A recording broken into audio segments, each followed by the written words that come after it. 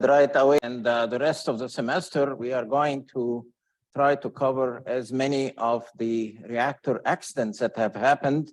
So we'll go real fast because there is so much room to cover. But before we get there, we want to cover the possibilities that a very known nuclear phenomenon, which would be solar flares, would affect our nuclear installation. And that's a danger or a risk that we have to be all aware of, since maybe some of you will end up operating and running and taking care of nuclear power plants. And if it happens, you should be aware that it is a possibility in that case. So we go and share the screen, and right away on the portal here, I would like to bring to your attention something of interest in that sometimes on TV, we go there in the afternoon, at night, and watch, we are attracted to watching the weather. But in fact, there is also space weather that we can also watch. So you'll find here that I have the 3 links in here about the sunspots number. And the sunspots number is a compilation by NOAA, the National Aeronautics and Organization, and they monitor the solar flares, and in fact they are monitoring the solar cycle. And we all know that there is some interesting cycle through which the sun goes, and in fact it affects our weather on Earth. And if there are solar flares, they can be extremely hazardous, not just to life on Earth, if they are very serious, which hasn't happened so far, but they can affect our electrical installations. And if they affect coal power plants, maybe we can recover from it. But if and when they affect nuclear power plants, the effects can be some kind of much more serious. This shows us here the solar cycle in terms of the solar flares. I'll show you a picture of them in the chapter that we'll cover today. But you could see here, this cycle goes in a cycle, really. And if you start from 2010 here, and you add 11 years, you'll find that you get about the 2021. So it takes half a cycle, 11 years to complete. And these lines here are the daily number of sunspots. This is a sunspot number here, so I can reach up to 150 sunspots in a given day over an 11-year period. You notice that halfway through the cycle, the sunspot activity reaches a maximum, and then it goes down. And you could see here we are in 2022, we are coming out of a minimum in the solar cycle. And in fact, in terms of climatic change, it does affect the weather on Earth. When the solar activity is very high, you'll find that lots of particles are ejected from the sun. They reach the magnetic field also of the sun becomes much stronger. Those particles reach the Earth, and they affect our meteorological cycles. For instance, if you get lots of particles coming into the atmosphere, they encourage the formation of particles in thunderstorms, rain, and snow, and so on. When the cycle is at a low minimum here, you'll find that the magnetic field of the sun is not very strong. It doesn't protect us from cosmic radiation. Cosmic radiation reaches the Earth and simply causes changes in the weather that we'll try to describe. However, when the solar activity is very high, and we are getting into a maximum, say, by 2024 here, this is a prediction by NOAA, and they say last 13 years of forecast, but the cycle takes really 11 years from a minimum to a maximum to a minimum again. Many people are trying to explain really how is it so? And some people suggest that it is a flip over of the magnetic North Pole and South Pole of the sun.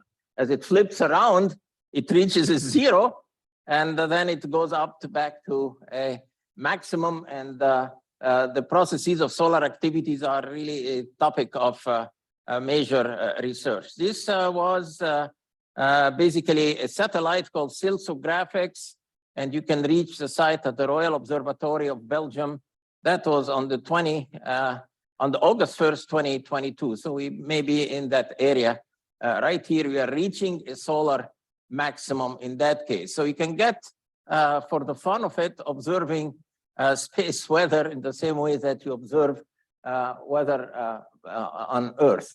Notice that the sun is our star, our energy, our life on Earth really depends on that solar activity. There is another way of checking on the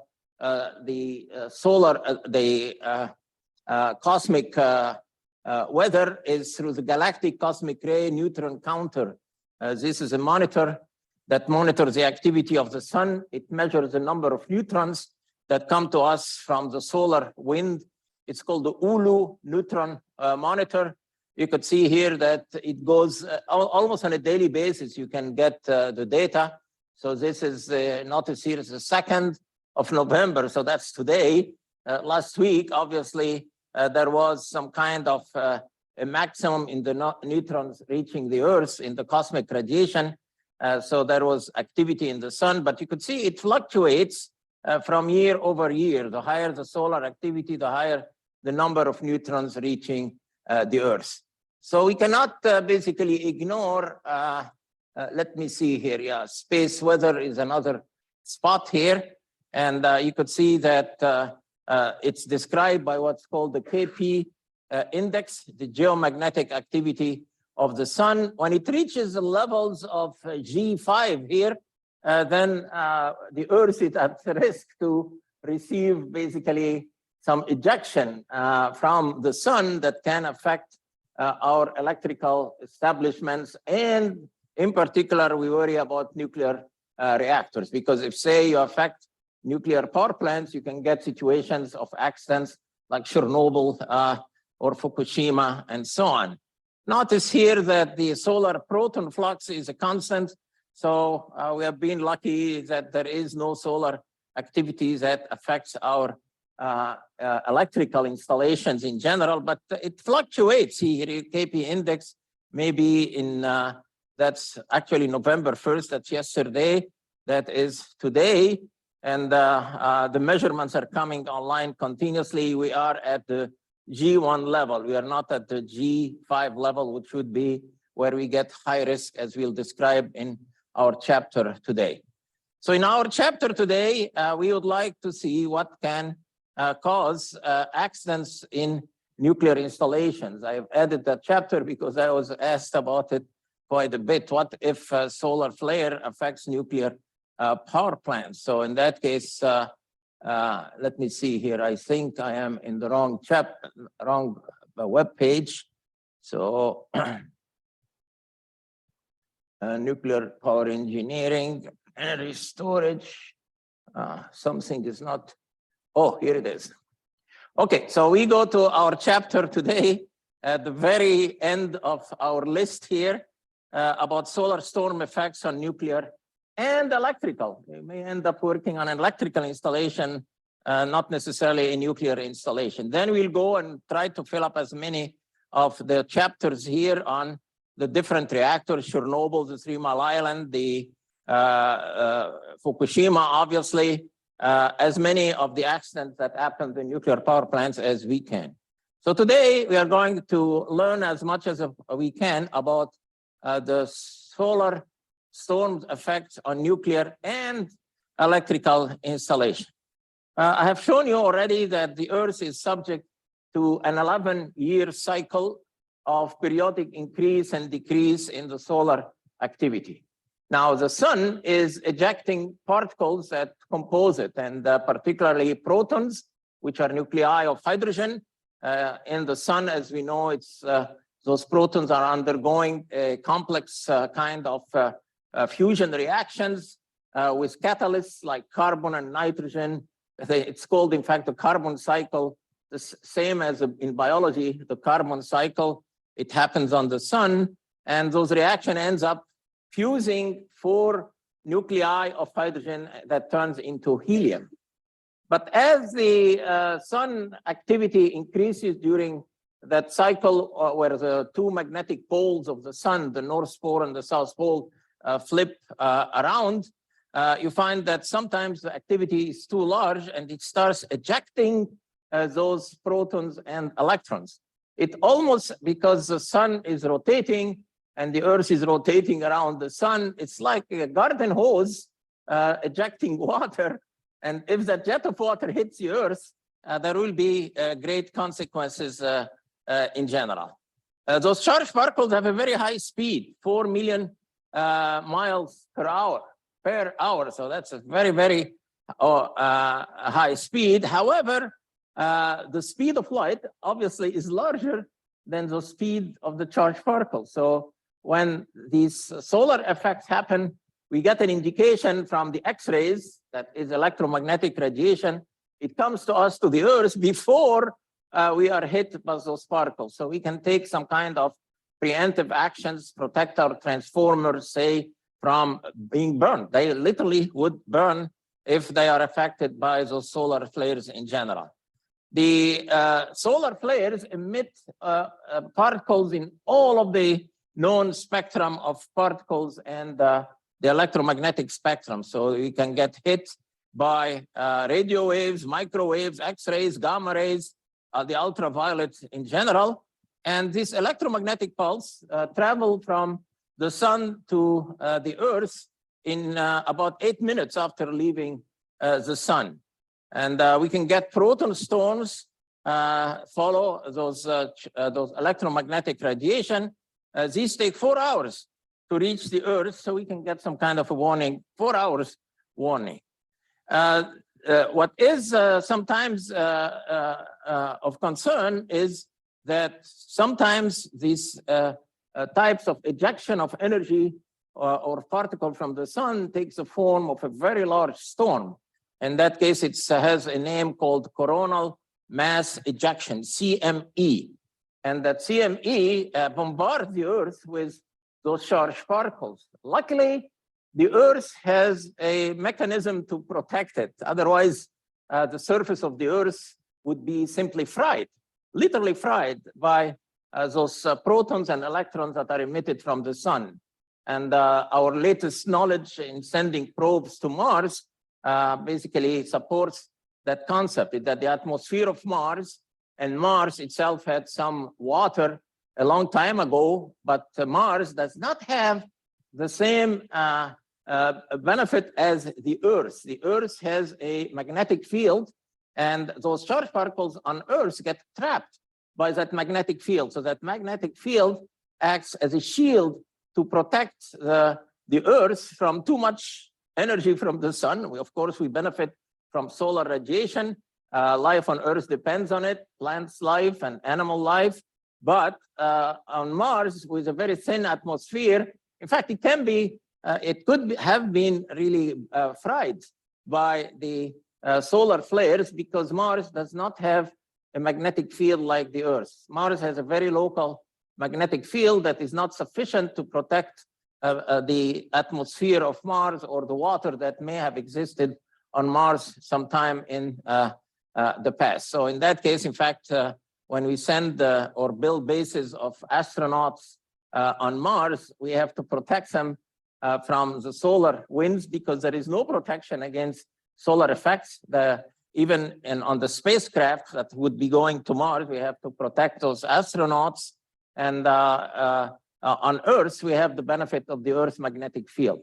So what is some kind of a very interesting is that the Earth's magnetic field is caused, as far as we know, by the existence of radioactivity in the Earth proper, the mass of the Earth itself. Radioactivity there generates heat. The Earth is a rocky planet. It is not like Jupiter or Saturn, that we are not like a big ball of hydrogen.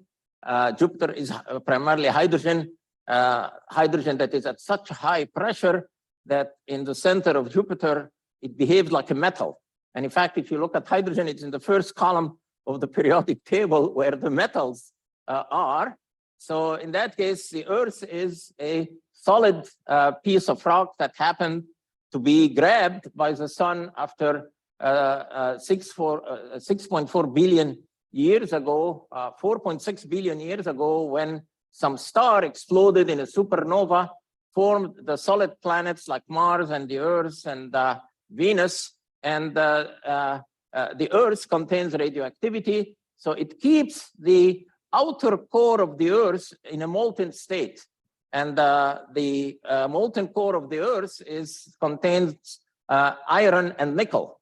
Iron and nickel, as you know, are metals, so they're full of electrons. So the rotation of the Earth creates a magnetic field. We call it the Earth dynamo. And that magnetic field simply protects us against those solar flares by trapping the radiation in what appears to us as the aurora borealis, the northern lights, and the aurora australis, the southern lights.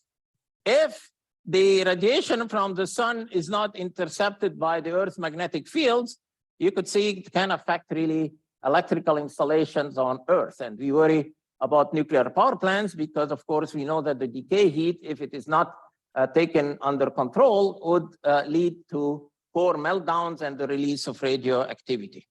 This is a blackout that indeed happened on August 14, 2003, when one of the solar flares of coronal mass ejections did hit the Earth. In fact, you could see here, it caused a blackout in the United States, the Northeast United States and Canada. Look here, this is the east coast of the United States right here. And you could see that these were the lights at night. And after that event in 2003, you could see that half the lights are gone. So it affected electrical installations in ways that we'll see as we go along today. Solar flares are shown here when the sun is active.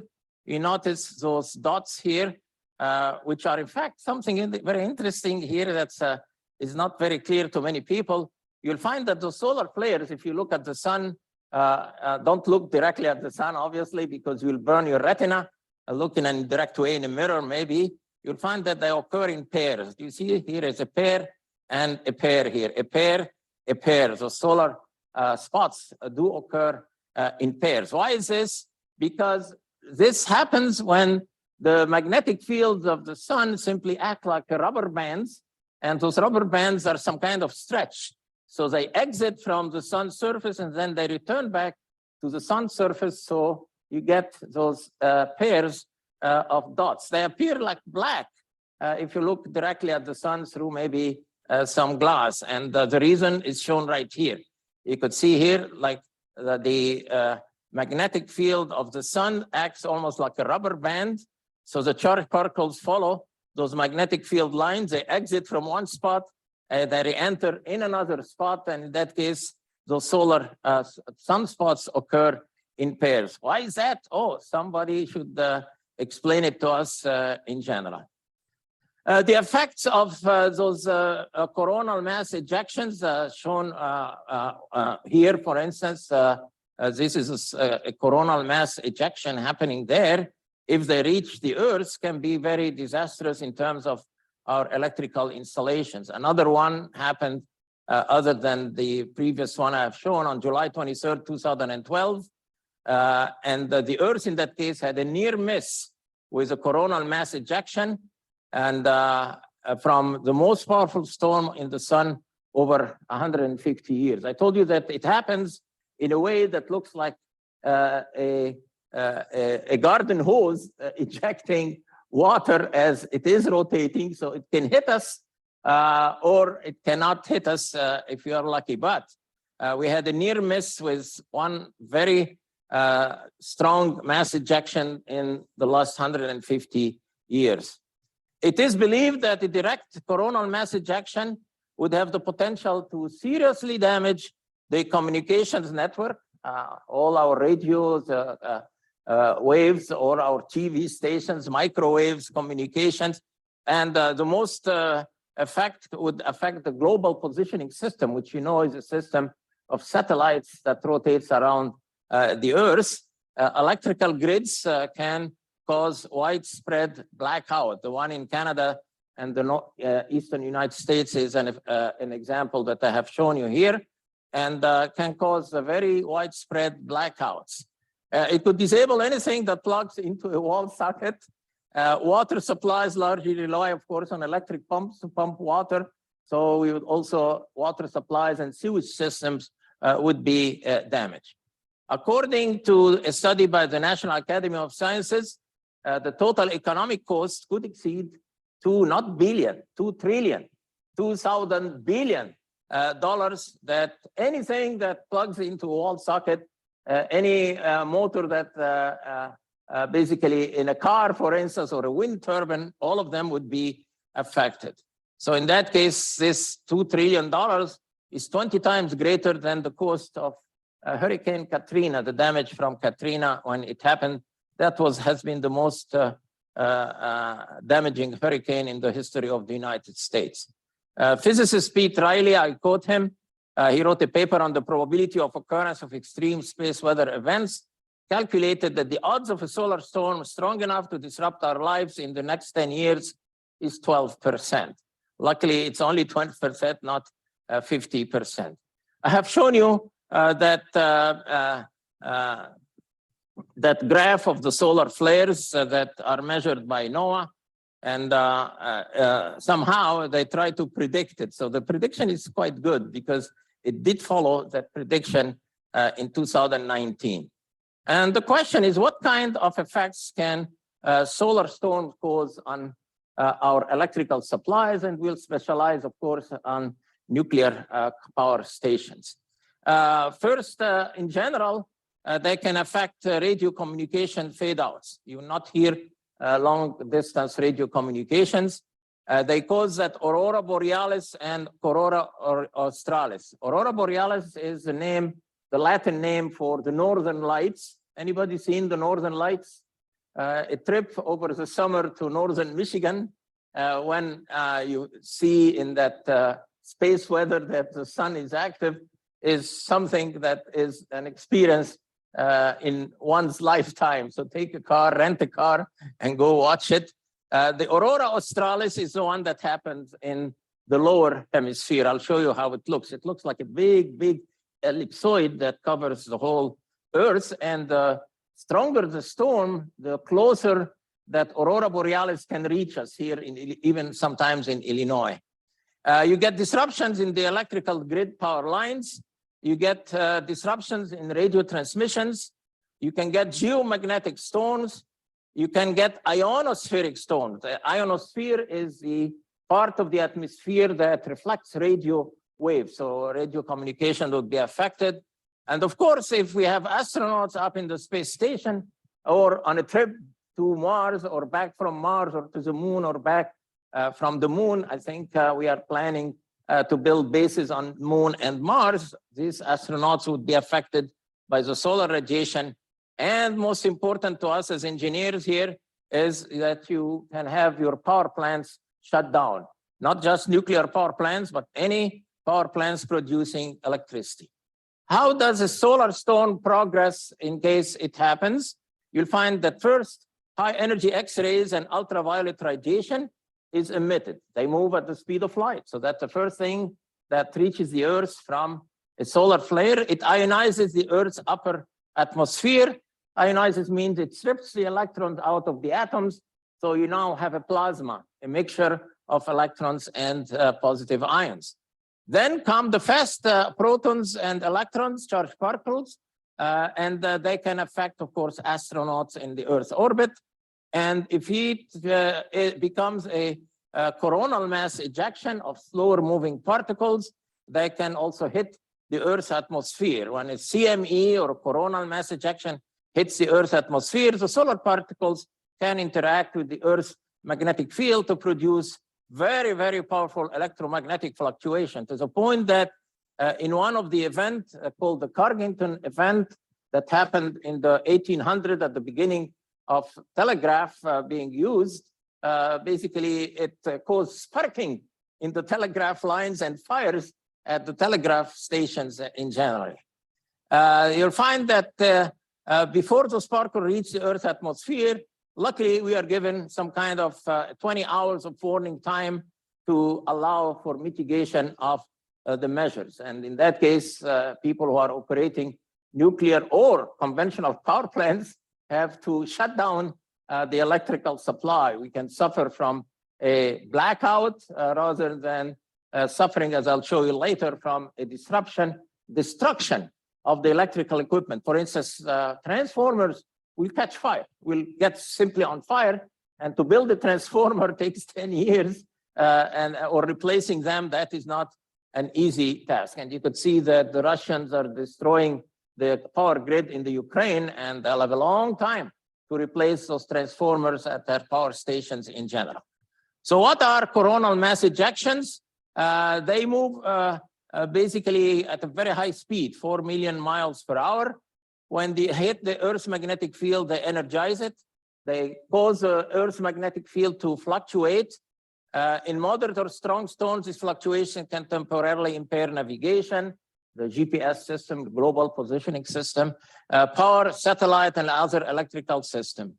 When such events are imminent, power grid managers, if you are one someday, and other electrical systems operators watch space weather forecasts.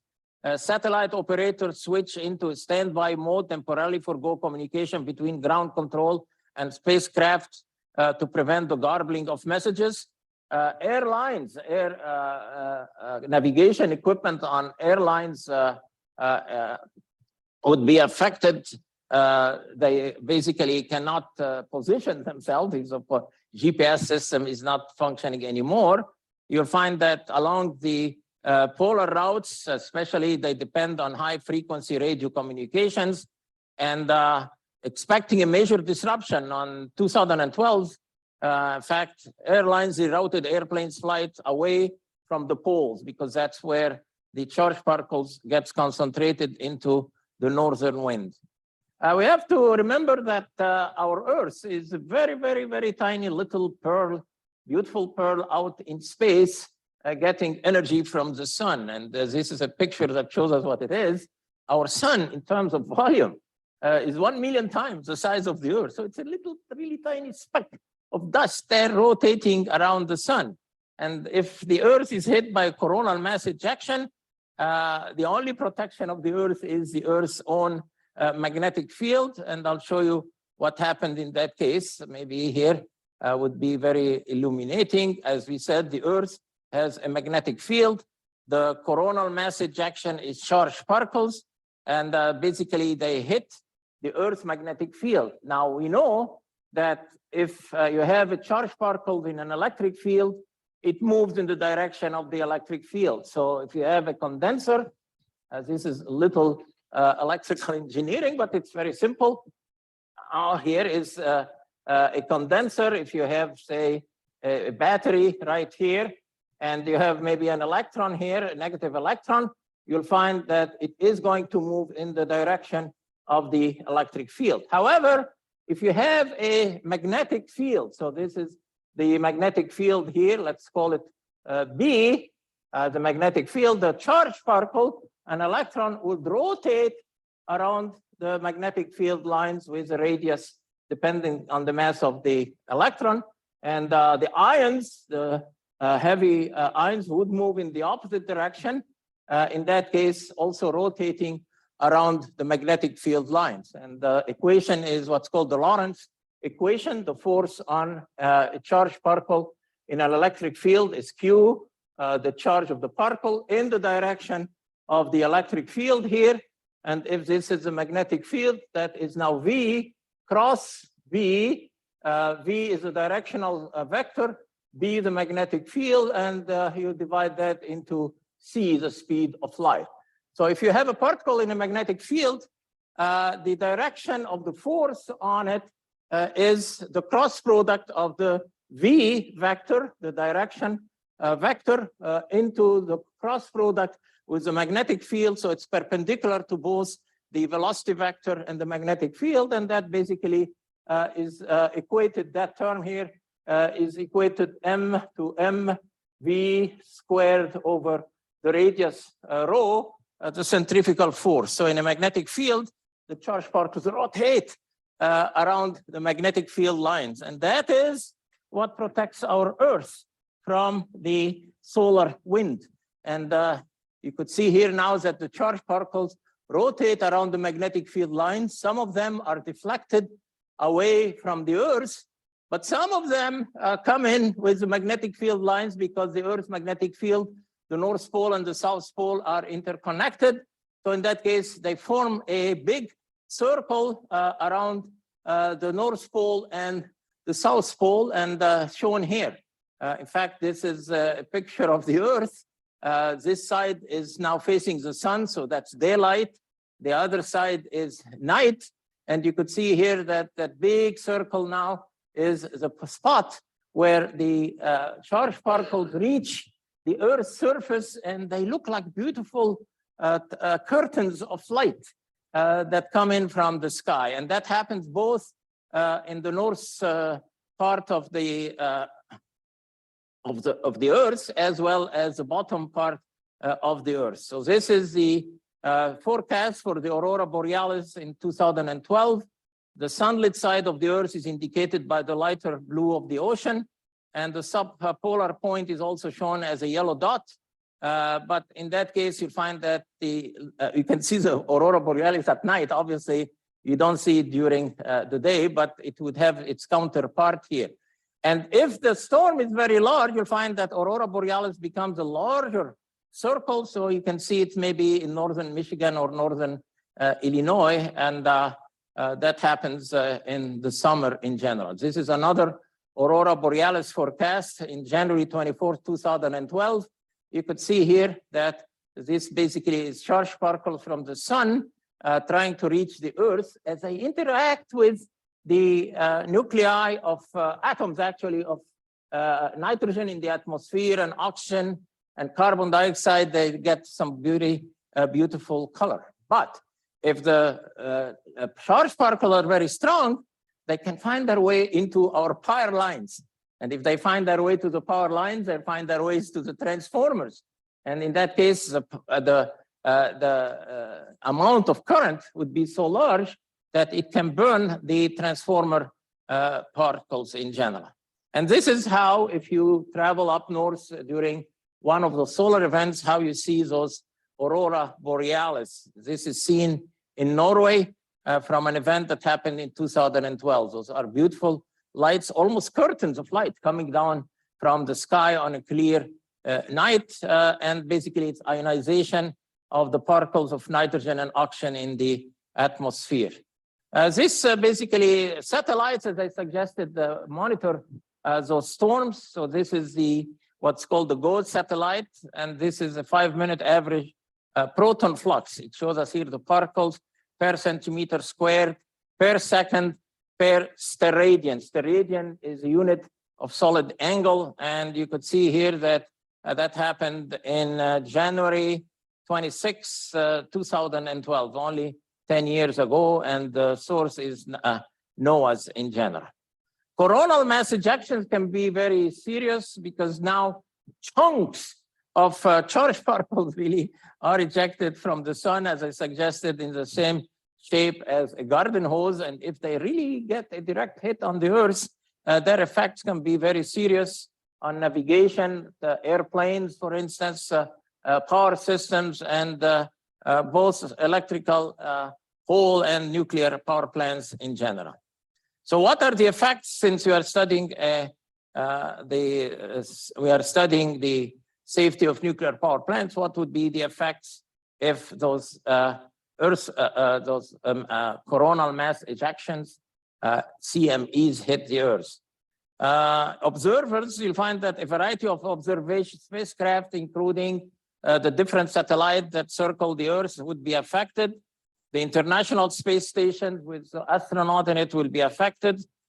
All the spacecraft electronics, like the photovoltaics that provide electricity for satellites, would be affected. The global positioning system would be affected, so airplanes would be lost in the sky. The atmosphere is affected by soft X-rays. Aircraft in particular, other than power plants, also would be greatly affected. The power grid would get blacked out because you have lots of currents would be circulating. Pipelines for petroleum and natural gas would stop operating. I would add to this water supplies and as well, in fact, of course, telephones in the past would be also affected in general. All right, so in that case, you find that what we are affected is a large induced current in the Earth, and it can generate the equivalent of what's called an electromagnetic pulse that you may have seen in movies that can affect basically all our electronics can be fried, even electronics in cars. So imagine that we could lose all our transportation system. They talk about multiple contingency events that we try to plan against. And a big effect happened in 1989 on the power grid that I showed you the picture of earlier. So according to a description by NASA right here, on Friday, March 10, 1989, astronomers witnessed a powerful explosion on the sun. Within minutes, tangled magnetic forces on the sun had released a billion-ton cloud of gas, not million, billion tons of gas. It was like energy of thousands of nuclear bombs exploding at the same time. The storm cloud rushed out from the sun straight towards Earth at 1,000,000 miles an hour. The solar flare that accompanied the outburst immediately caused shortwave radio interference, including the jamming of radio signals from Radio Free Europe into Russia. It was thought that the signals had been jammed by the Kremlin, but it was only the sun acting up. So it is within minutes that those effects can be marched. On March 13, 1989, you'll find that Hydro-Quebec, the electrical utility in Canada and the eastern United States, was affected very largely. Effects on communication satellites, you'll find that also they found 250 anomalies as high energy particles impacted the satellites' sensitive electronics. They were damaged. And in fact, it may be that Tesla has launched a large number of satellites lately, a few months ago, and half of them basically were destroyed. So they had to I don't know whether it was a solar kind of effect or not. Global effects in 1989, basically the operators of the UK power system equipped their grid with transmission system setting VAR, that's called the voltage compensation system, and switch capacitance devices for system voltage regulation. So power grids have some form of, like, call them maybe fuses against the occurrence and the effect of the solar flares on the power systems. There have been earlier solar events that happened, that we know of happened. Some of them were very serious. The most serious one happened in 1959. And this is the largest known storm. You may hear the word, if you study that effect, the Carrington event. This is named after a British astronomer, Richard Carrington. Basically during the Carrington event, northern lights were reported as far south as Cuba. Luckily, it won't happen again in our lifetime. In Honolulu, Hawaii, southern lights were seen as far as Santiago in the southern hemisphere. This would be the Aurora Australis.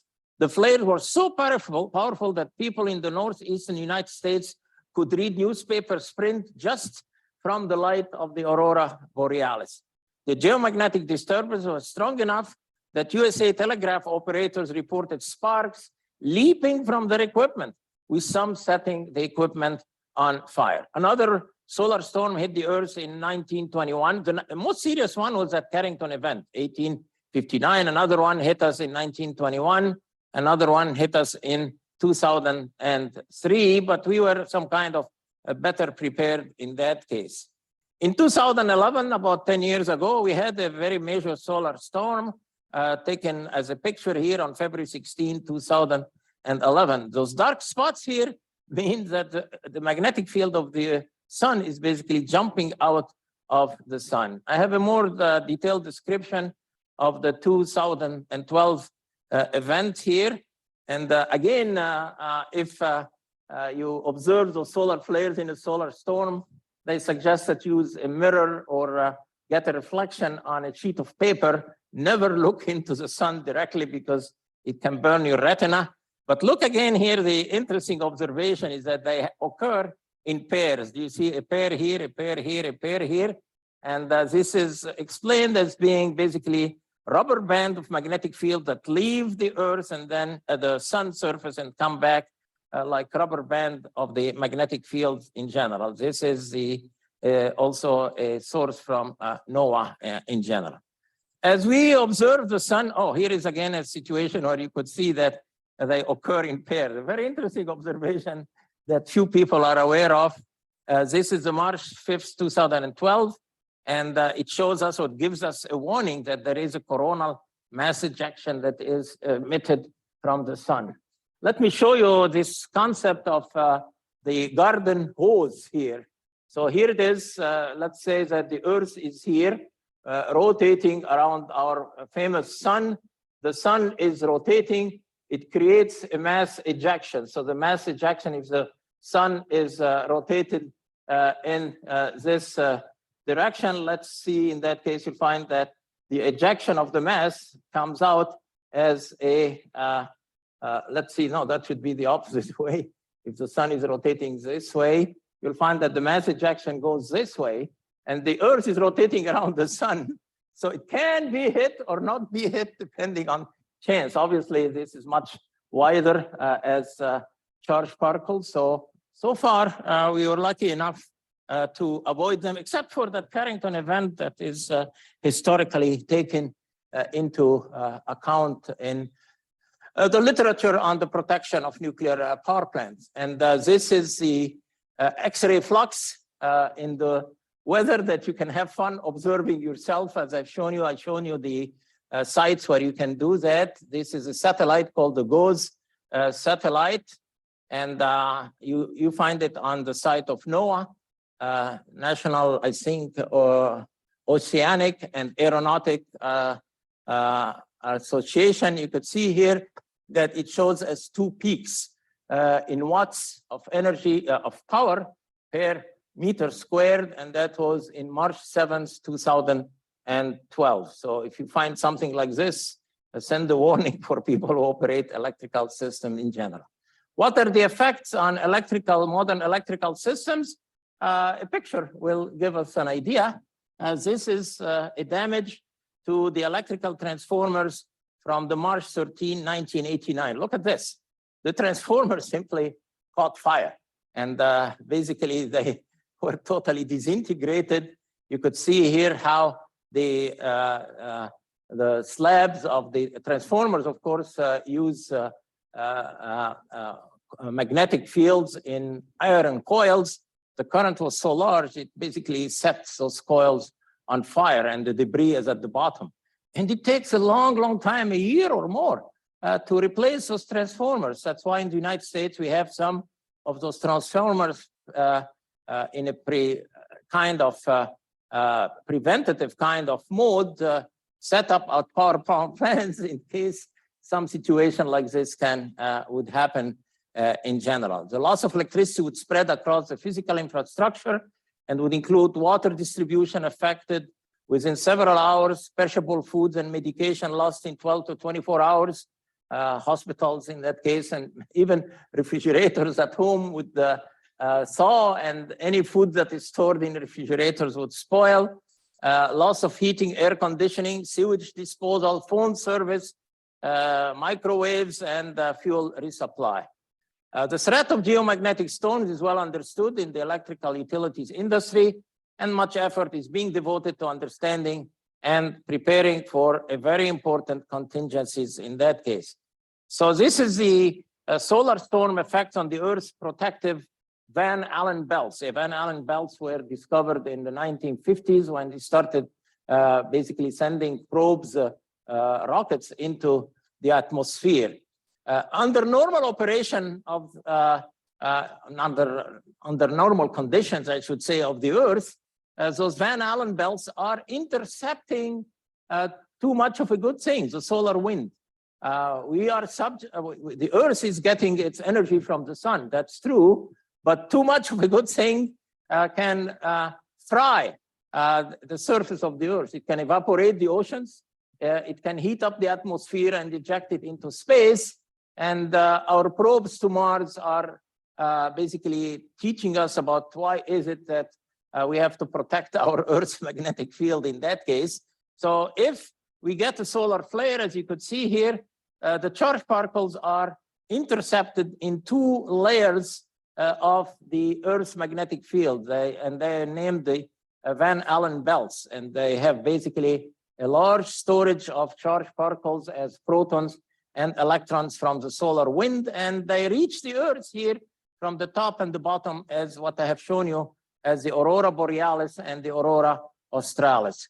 When the sun is very active and sends us those coronal mass ejections, the Earth has a blessing, it's a protection, but the charged particles now are caught or intercepted in the Earth's magnetic field, but the charged particles increase, they're strapped in the 2 layers. Actually, there are 2 layers, one inner layer and one outer layer of the Van Allen belts. Van Allen is the person who discovered them. And notice that they also expand their reach here beyond the normal range of where they are. So in that case, if you have satellites positioned there outside the Van Allen belts to prevent them from being affected by radiation, the electronics, you'll find that the Van Allen belts can expand and literally destroys those satellites. On the other hand, of course, our electrical engineers designed those satellites to be hardened to be able to operate in an environment where we have a large flux of electrons and ions in general.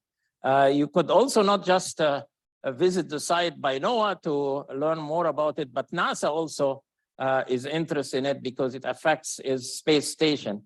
This is a situation where normal conditions, you get the solar flares in November 5th to December 11th, where the Van Allen belts, I said there is an inner region and outer region that can expand. One interesting aspect of this is that as we launch satellites, they have to go through those Van Allen belts. Unfortunately, I read somewhere that astronauts being launched would have to go through them and get a large dose of radiation, getting out and coming down back from the space station. The space station has to be outside those Van Allen belts, and some of the astronauts didn't even know that they are subject to radiation being launched out into space or coming down. But as engineers, we are bound by ethics and professional ethics to protect them against those levels of radiation.